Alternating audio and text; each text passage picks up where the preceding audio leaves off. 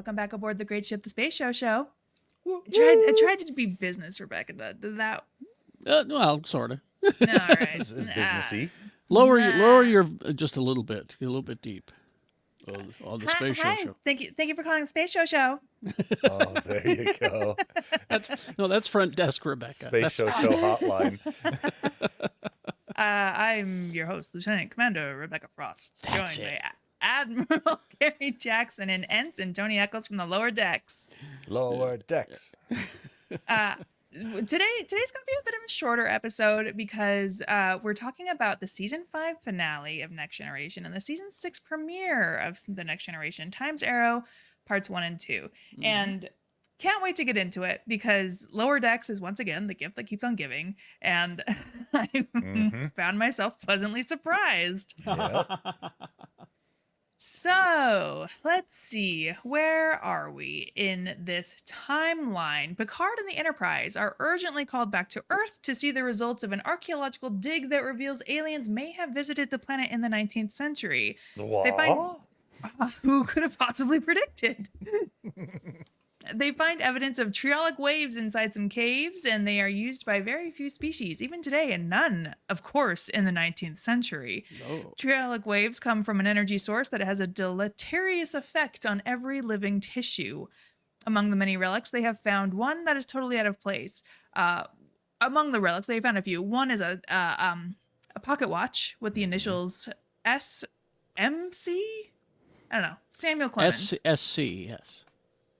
But one of the other relics they have found, which is the whole reason they have called them back to Earth, Commander Data's head. And you guys, you got to see this. you guys. Yeah. Well, and I love the setup here too, because these San Franciscan archaeologists are digging around, and they invite the Enterprise to come in, and they're like, "Look, we found this knife and we found this pocket watch," and Picard's like, "Cool." Why are we here? And And I would have thought the archaeologist in him would have went, "Ooh, neat," but no. Master storyteller, this archaeologist is like, instead we actually found this head, and it's Data's head, and Data confirms that it's his and it's not Lore's. So what? What? Exactly. What? Data seems completely at ease with this find. In fact, he now looks forward to death. And as he yearns to be human, death is a critical part of being human, and death gives meaning to life.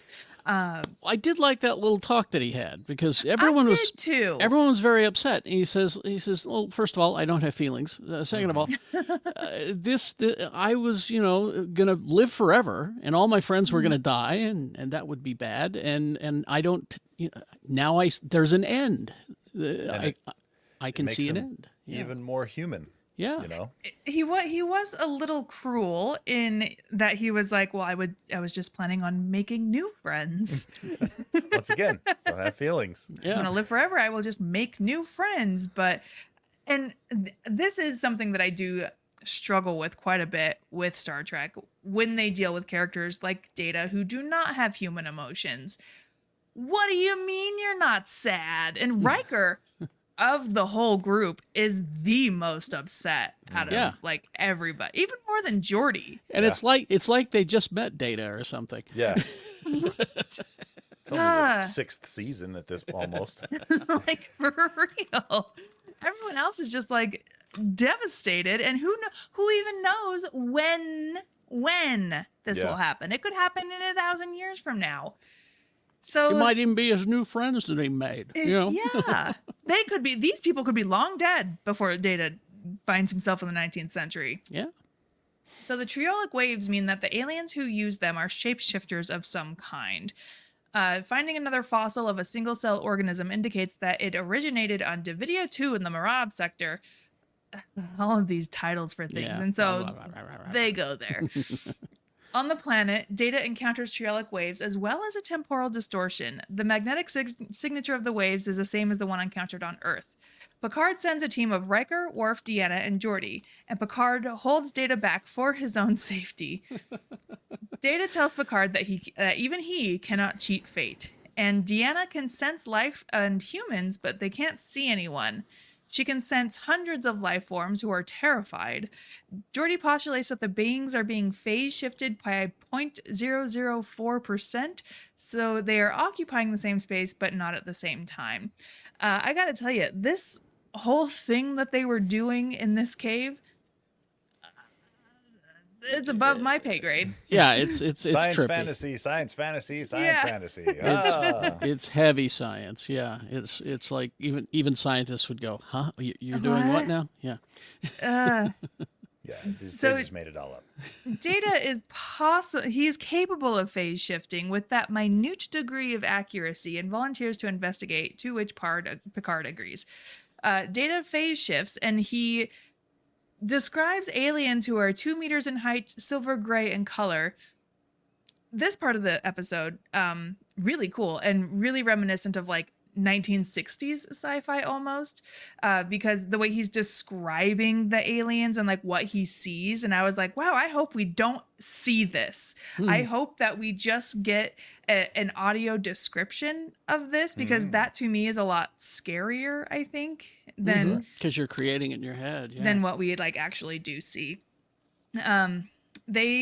All of these little silver gray guys, they are around a machine that emits some sort of energy that is nourishment to them, and then Data encounters an Ophidian who is attacked by the beings. The Ophidian, which is a is a snake-like creature, opens up a space-time portal to escape, and Data gets caught up in it. Riker and his team can't do anything, as they can't even see Data. They could hear his commentary until he vanished inside the portal. And again, it felt like listening to a 1960s sci-fi audiobook, listening to them describe this, and Yeah. the, Watch out for the creatures. space-time snakes. Watch out They're for the pretty snake.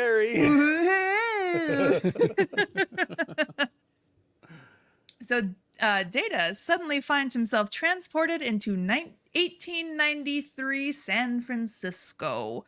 There he meets a beggar, and then he runs into a hotel doorman, and he learns that he needs money for everything, which includes accommodation, food, and clothing. Data learns of a poker game Naturally. and decides to join the poker game by trading his communicator for $3 of seed money, because he's like, I obviously don't need this right now. And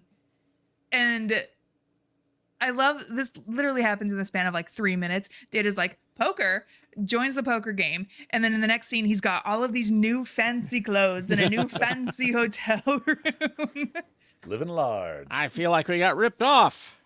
And he's a Frenchman, because he looks weird, right? He has to explain his appearance, and he just says that he's French, and everyone's like, oh, Clearly. Yeah. clearly. They've never Well- heard a French accent either. But I love the guy at the poker table who started talking That's French true. to him, and like, I'll see. Yeah, we'll see. Uh-huh. And of course, he's a robot. He's able to do it. French. I've got French. So Data then checks into the hotel and bribes the doorman to arrange supplies for him. Meanwhile, the beggar is attacked by beings who suck the life force right out of him. So back in Enterprise time, Picard asks Geordi to create a phase shifter like Data's, and I love Geordi so much, because Picard's like, hey, can you recreate this device? And Geordi's like, not like Data.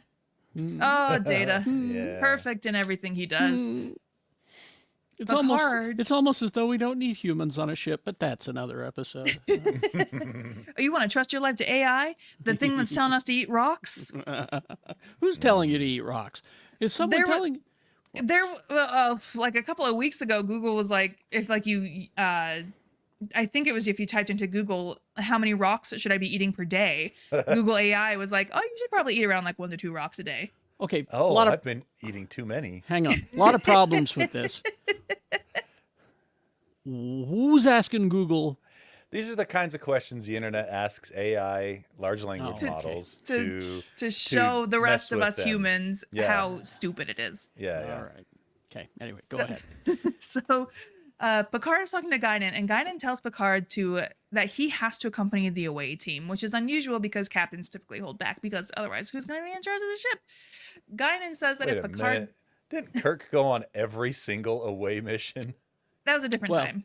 And as you recall, they addressed that in the early seasons of Star Trek. In that, yes, the captains used to go all the time, but we don't do that anymore because it's better if the captain stays here. And Makes sense to me. it does, Let's send Protocol. send the fodder down, and Send the gruntman down. yes. So Guinan says that if Picard doesn't go on the mission, they may never meet. So What back are you in not 19 telling me? back in 1893, Data finds Guinan in the newspapers and tracks her down. Which, by the way, how incredible is that high-resolution photo in that 1893 newspaper? So, It and looks also, if you look really at the good. if you look at the text within the newspaper, it doesn't. It's gibberish. Is it gibberish? It doesn't match the headlines because they this was 1990s TV. Like they weren't expecting you to be able to see it. That's true. Yeah, you can't freeze frame that stuff, can you? That's Zoom true. and enhance. Too blurry. Yep. So he finds Guinan, who is deep in conversation with Mark Twain. Samuel Clemens. We got twains. And again, I have watched Lower Decks, and I know that there's the Twin Twains episode. Yep. Great episode. I just didn't. I guess I was still pleasantly surprised when Mark Twain showed up on my Star Trek show. That's right, Rebecca. I'm going to show up in a cartoon later, too. It'll be awesome. You'll love it. So Dana meets up with Guinan and explains who he is and where he's from. And Guinan, she keeps up the ruse pretty well. She keeps up me. I'm from here, and then he drops the word starship, and she's like, "Oh my god, okay. get out Who of here. sent Come you on. here? Who sent you here? You're talking too Father much. send you. Did my dad send you here?" I loved how she was like, "Did my dad send you?" Because I tell you what, I am not. Anyway, but Samuel Clemens, aka Mark Twain, is eavesdropping, and he has this great line where he. Noted gossip, Mark Twain. Noted gossip. He says, "Eavesdropping is by no means a proper activity for a gentleman. Nevertheless, the deed is done." Nevertheless, like, not even apologetic. Nope, about does it. not care. It's just like, I did it. What are you going to do about it? And apparently, Samuel Clemens also is an intellectual adversary of Guinan. Like, this man is incredibly smart and knows a lot about space, so it seems. So he's also like, he sees this weird French android man and is like, "Oh, okay, I gotta know more." So both Mark Twain and Guinan are fascinated to find out that Data is an android. Well, as you know, Rebecca, I wrote a book about a Connecticut Yankee in King Arthur's court. It's a time travel. It'll later be remade by Disney in a movie called The Unidentified Flying Oddball. I just thought I'd let you know. The whole time I was watching these episodes, I could only remember Tom Sawyer. That's it. Oh, really? Of his books? I He couldn't wrote remember a few more. a single other book. He had a couple of doozies. Yeah. So, meanwhile, Geordi figures out the phase shifter, and Picard, Riker, Deanna, and Beverly and Geordi, the entire main crew, go to the surface. Worf remains in charge on board the Enterprise because, thank God, if he were to get transferred back in time, riots in the streets. Imagine. They It is a birth defect. Sorry. Please stop staring at my forehead. Like, I think there's a lot There's a happening lot here. going on. Yeah. Deanna says that so they find the same aliens as Data. They manage to phase shift, but the aliens can't see them. Deanna says that this is not a life form, but a mere echo of an event from the past. It is an echo of a last moment of human lives who all died in terror. They witnessed the portal opening with the Ophidian, just as Data did, and they all follow into the portal. And the Ophidian is brought by two humans who deposit more nourishment into the machine for others to consume. And that's where season 5 of The Next Generation ends, as our friends step through a portal back in time. We know not when they will return. And the music swells. Ba, ba, ba, ba, ba, ba. So, some trivia for this episode before we move on to the next one. Okay. Jerry Hardin, who plays Mark Twain, had never played Mark Twain before, and he became so enamored with the character that after this, he created a one-man touring show about him. I Wow. gotta say, Out of all the Mark Twain impressions that I've ever seen, this one was the most annoying. I have to say it.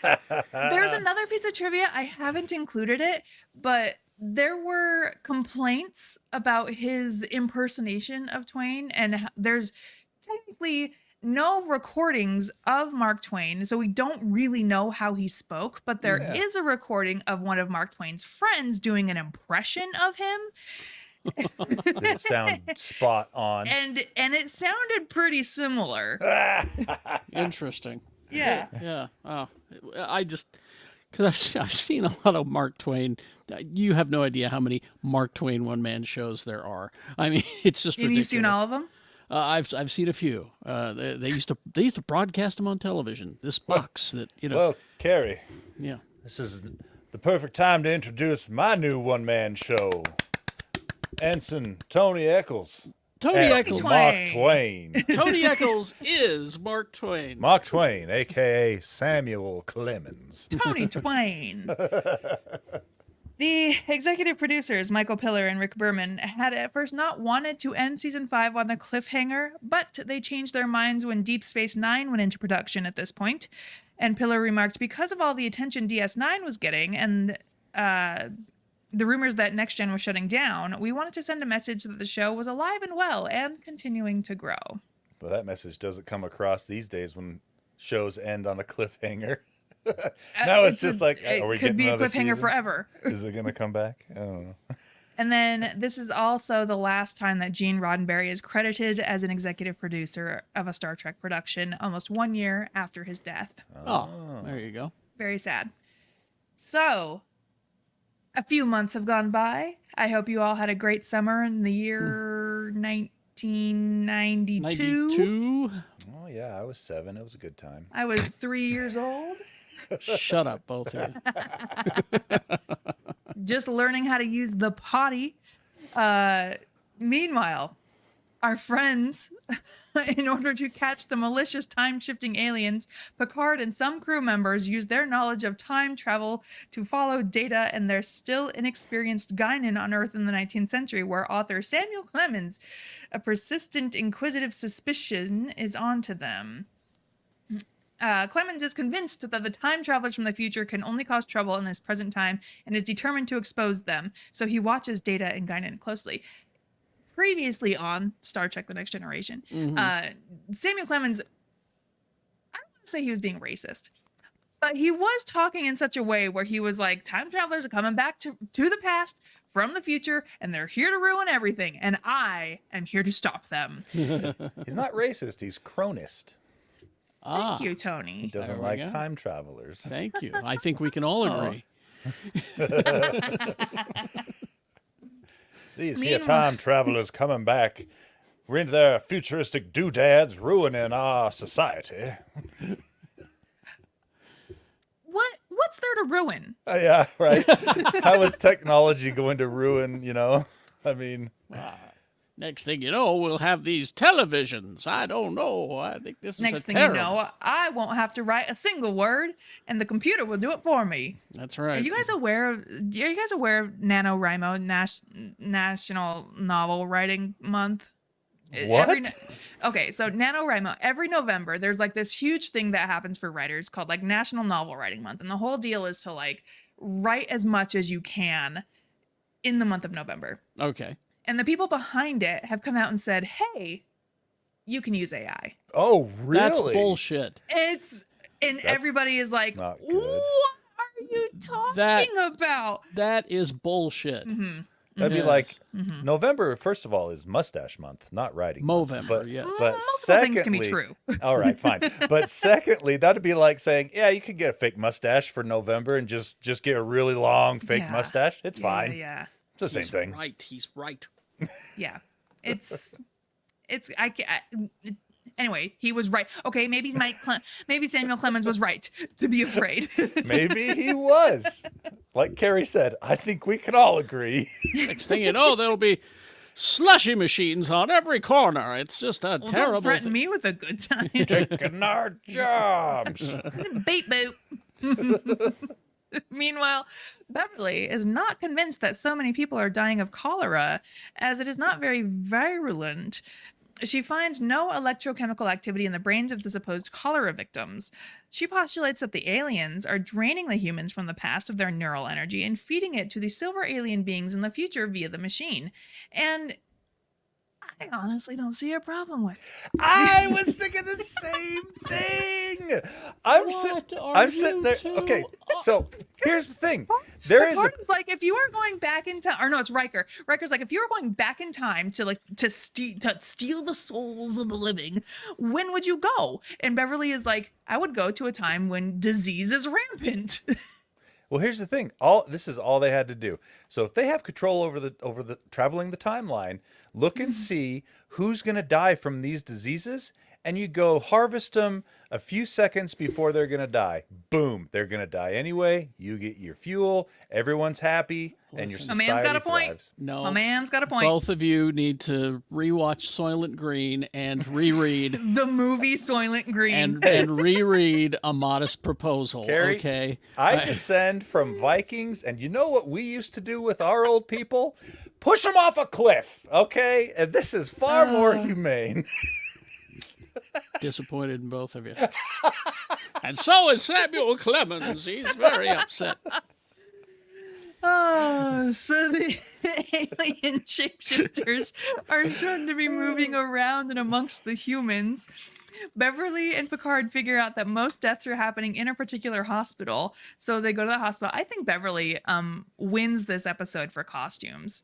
I think she has Pretty fabulous. She's Yeah. got that nurse costume. She got and a the few. big frilly dress. And if you pay attention to Deanna I was during going this to say, episode, she has a lot of costume. but she extravagant is costumes, visibly too. uncomfortable.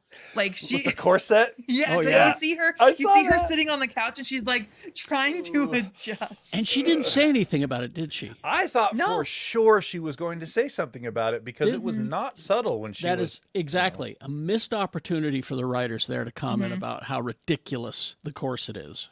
Yep. I wonder if she did say something that got cut. I wonder. Yeah, I wouldn't be surprised.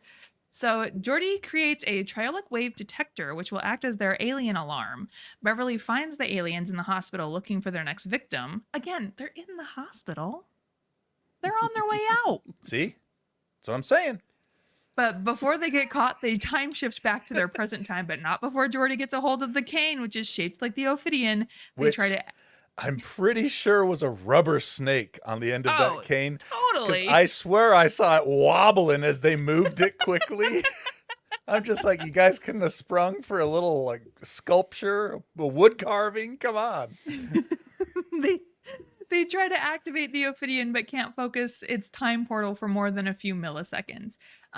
While they are this description doesn't mention this at all, but while they are in 1893, they are staying at this, not hostel, but they're staying at like a house, and this woman comes.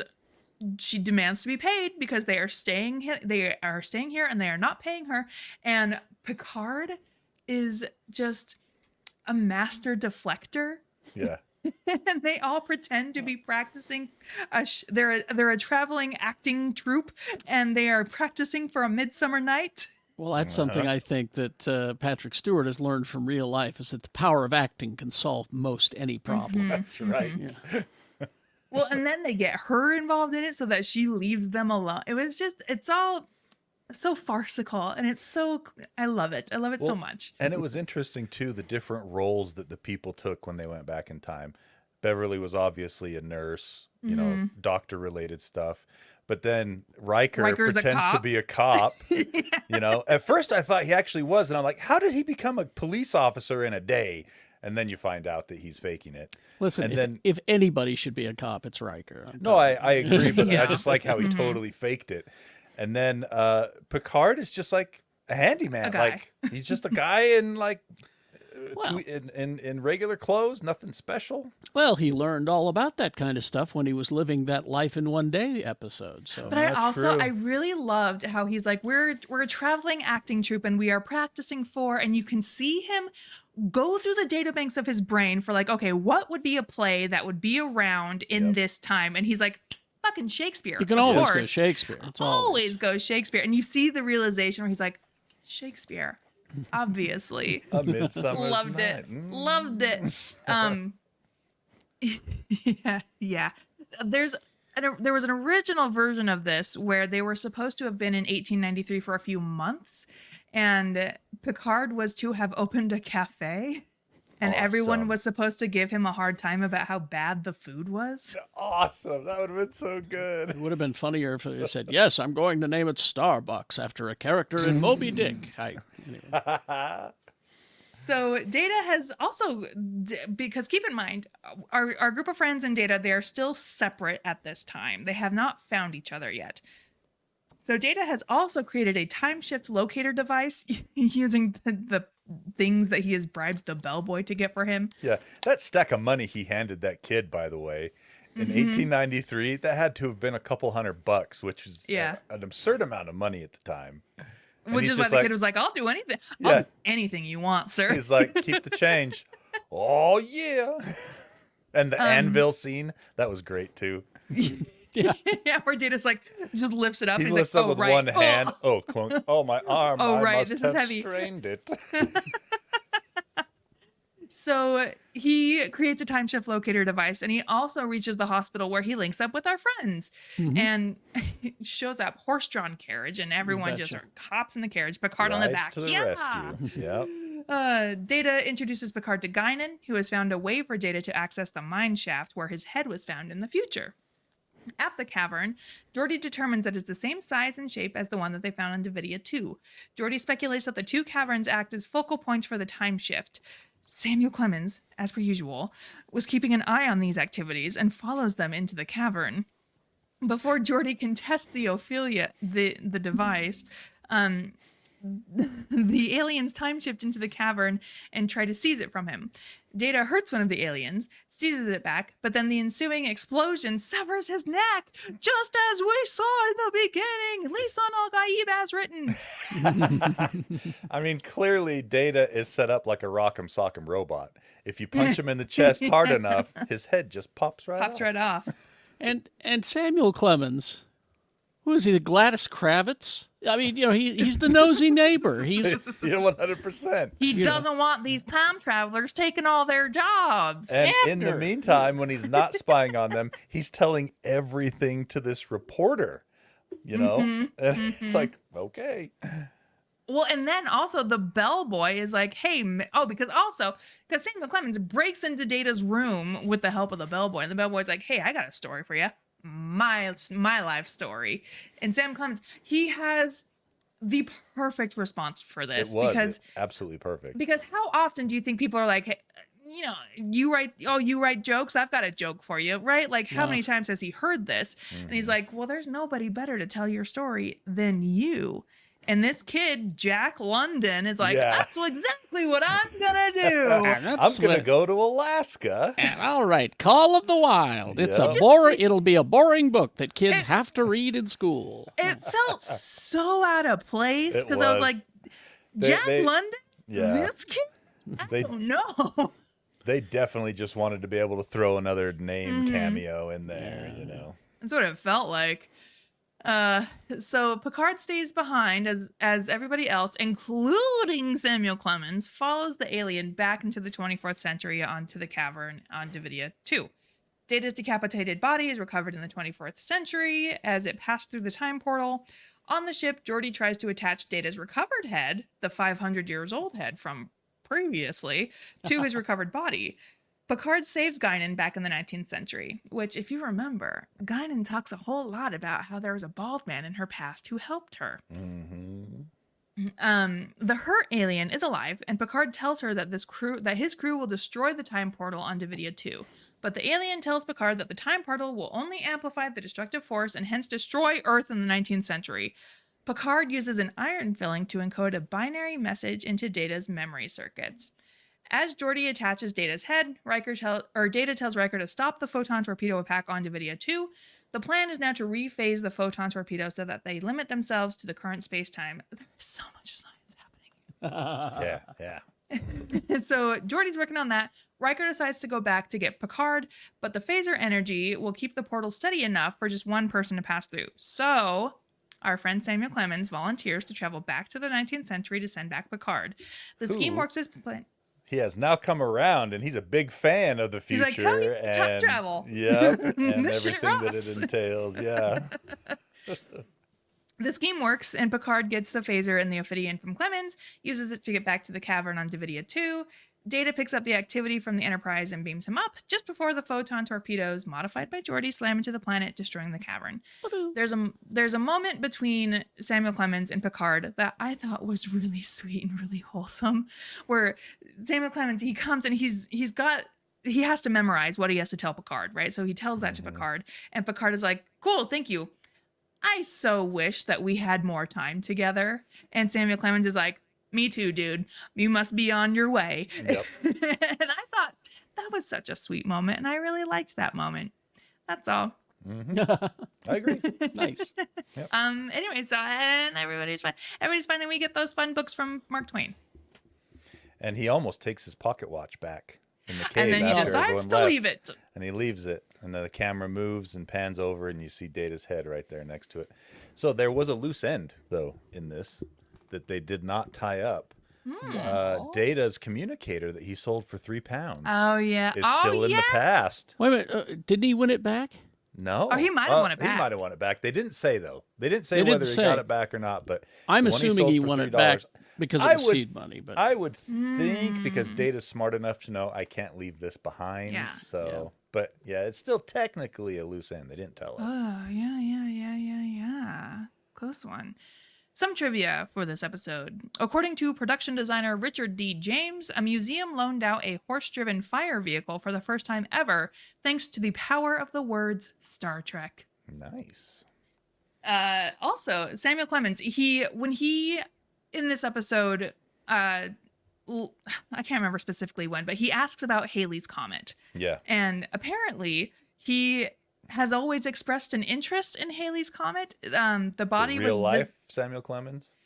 Yeah, so the body was visible in the sky both on the day of his birth in 1835 and the day of his death in 1910. What the heck? There is a legend that he expected his own death to come in that year for that reason. What the heck? That's crazy. Yeah. It was right after he got transported onto the ship, and he's asking, he's like, Deanna's going to give him a tour, and he's like, "Do you ever fly into Halley's Comet?" here's one space thing I know. Yeah, exactly. I know a space thing, young Listen, lady. Who among us wouldn't do the same thing? Yeah. The bellhop, Jack London, did indeed become a famous fiction writer. Among his works are Call of the Wild and White Fang. I don't believe it. Right. And I had to read both of those in school, and they're boring. What if you reread them now? I don't know. I won't. I'll be honest right? with you. I won't. Yeah.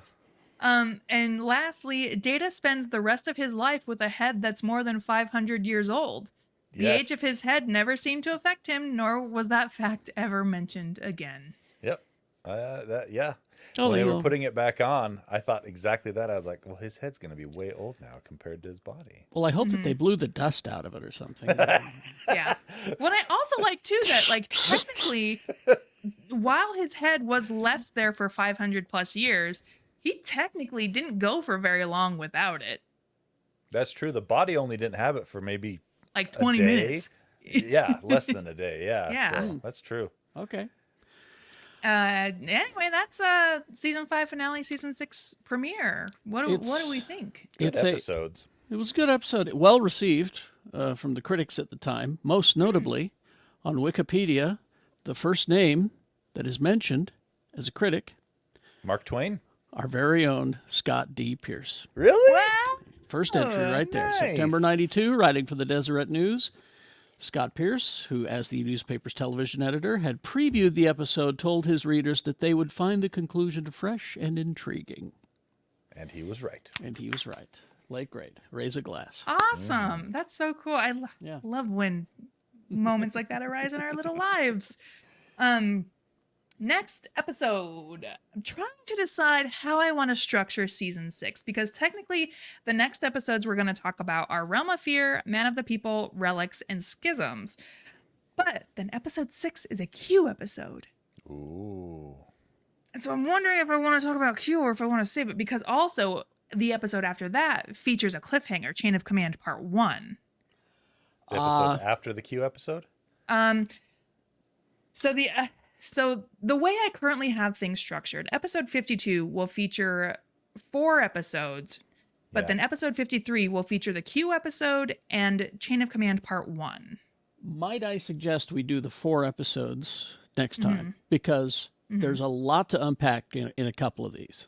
Oh, right. okay. Also, these 4 episodes are also your crash course, Starfleet Academy transporter technology and how it works. This is the, Whoa. okay. This will be our Okay. 52 will be the transporter episode. Yeah, and then we start with True Q, because I know we could linger on a Q episode. With Absolutely could. Q is So then I'm fun. wondering, Chain of Command, based on what you know, does that deserve its own separate like 0.5 episode like this one currently is? You. Yeah. Okay. You'll want to have its own episode, because we're Alrighty, alright. we're introduced to the meme that is Captain Jellicoe in that one. Oh. Of Cat's fame? Probably the same one. Yeah. No, you've seen the meme on Twitter, haven't you? The Captain Jellicoe is always there, being an asshole. I might have, but You'll see his face and you'll go, "Oh, that guy." Oh, that. As a matter of fact, you'll do the meme from Once Upon a Time in Hollywood, pointing at the TV and say, Yeah. "The meme guy. That's the meme guy." Yeah. okay, I might have to do some restructuring when it comes to the season 6 episodes, because we've got Chain of Command. Oh gosh, my dog. So sorry, everybody. We've got Chain of Command Part 1 and 2, and then also Birthright Part 1 and 2 as well. So I'll have to do some restructuring. I mean, you can do whatever you want to do. I mean, it's your show, so you could. Yeah. I do whatever I That's want. right. You You're in clowns charge. just have to listen and watch anyway. Yeah. Got that right.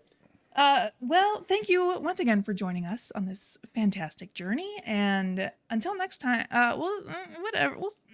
Going where no man's gone before. A lot of people gone before. Goodbye.